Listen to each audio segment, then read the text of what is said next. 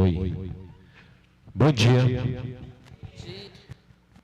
Em nome da nossa professora Odete, quero saudar a mesa e a todos, a plateia, em nome do meu compadre, professor João Furtado, um grande poeta cametaense que está aqui também hoje, está trabalhando na comunidade. Lembrança de uma história, tive contato com a obra alguns anos atrás, quando a Inês, a professora Inês, me procurou dizendo que a mãe estava produzindo um trabalho biográfico, né? E que precisava saber como levar isso para o papel, como tirar da gaveta e publicar. O primeiro passo de um escritor é quando ele escreve e guarda. O segundo passo é esse, que está acontecendo hoje, quando você leva para o público apreciar o que você produziu. E essa parte ela é muito difícil, né? Porque a gente está passivo de ser avaliado, de ser olhado, de ser criticado, tornou público, não é? E naquele momento eu passei por aqui, você estava com uma época, acho, com o meu irmão, o professor Arogas, que inclusive mandou um abraço, a professora não pôde vir, com compromisso lá na cidade, e eu falei, olha, digita o texto e depois de estar todo digitado a gente pode dar uma olhada para ver. Passaram-se os anos e nesse ano recebi a ligação do meu amigo professor Afonso, falando do livro que estava encalhado e que precisava de um caminho das pedras, como é para fazer esse negócio. Então, recebi a missão, o desafio de tornar concreto aquela ideia. E como editor do livro, estou satisfeito, feliz por ter feito parte dessa história também. E aí a Graciete, a professora Graciete, minha colega também de aula, estudamos junto, nas idas e vindas lá em casa para fazer o negócio nascer, né? E produzir um livro é complicado realmente, né? A parte de escrever, de tirar da mente, passar o papel, é só uma das dificuldades. De lá vem toda uma cavalgada enorme para tornar ele realidade, né? Que é a parte da diagramação, da editoração, da publicação, da impressão, enfim, isso requer muito tempo. E aí eu sei da agonia da autora, ligando, né, pressionando, liga para o Afonso, para a Graciete, e aí o negócio não vem, é assim mesmo, é demorado. É um parto, né? Por isso é demorado. Então, Lembrança de uma História é uma obra biográfica e que eu acabei fazendo a leitura como editor, mas agora que eu vou ler como leitor, pela segunda vez, né? Que como editor a gente está lendo ali com um olhar técnico, agora não, eu quero ler apreciando a história.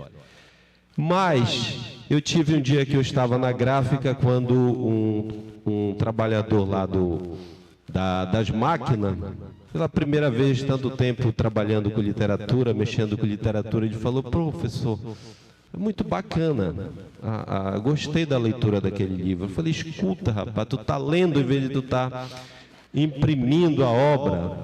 Então contagiou até os operários que estão lá no bastidores para que isso seja impresso, né? E de fato, né, aqui a gente está falando de uma obra que conta uma história, e aqui eu peço testemunha do professor Aguinaldo, do professor Luiz Ribeiro, do professor João Furtado, que são professores de história, é do que nós chamamos de história vinda de baixo, o que nós chamamos de história das mentalidades. Não é a história dos grandes feitos, mas é a história dos pequenos feitos que sem eles não ocorre os grandes feitos num país, numa sociedade. Então, lendo a história da professora Odete, da família, a gente também vai ali vendo como foi construída a história do Porto Grande.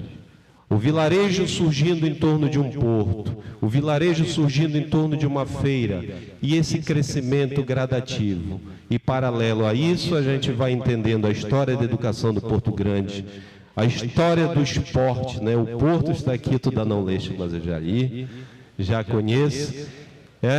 A história social, política, econômica, cultural da vila de Porto Grande.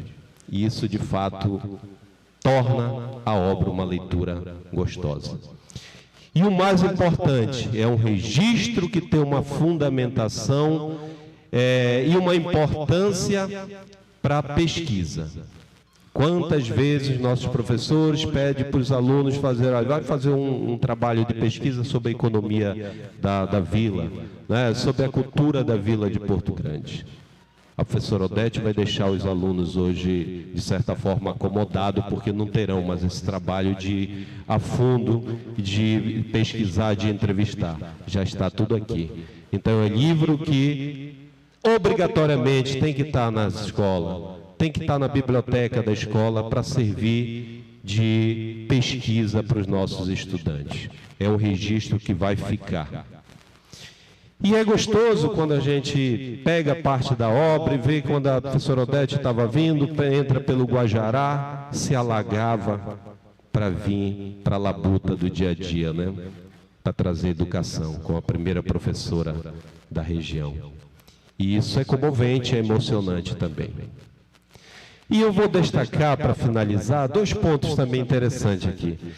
Normalmente, o escritor, isso já aconteceu muito, há tempos atrás, hoje não muito, o escritor ele escreveu uma obra e colocava um pseudônimo para esconder o nome dele por alguma razão. Esse livro está diferente. Está o nome da autora, mas a gente só fala por ela pelo pseudônimo, professora Odete. Até isso eu estranhei. Como assim? Benedita do Carmo Cruz, eu estou procurando Odete aqui nesse nome, não tem nada, né? Todo mundo conhece carinhosamente, eu fiz questão de colocar aqui na apresentação, né? Carinhosamente, professora Odete. E um outro ponto, que é um primeiro lançamento, geralmente no lançamento de livro a gente tem um coquetel, né? As pessoas estão ali comprando, autografando e saboreando o coquetel. Hoje não, nós temos um banquete. Cheguei aqui, eu já queria passar para o lado dali, da cozinha. E sentado ali na mesa tem mais coisas chegando. De vez em quando chega alguém de moto com um negócio de uma panela, uma vasilha e tal. Rapaz, o negócio é grande. Mas é um festejo merecido, uma comemoração merecida.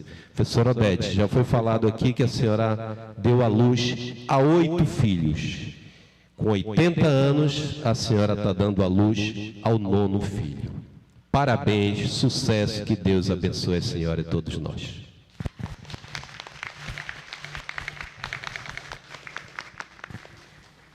Professora Normélia.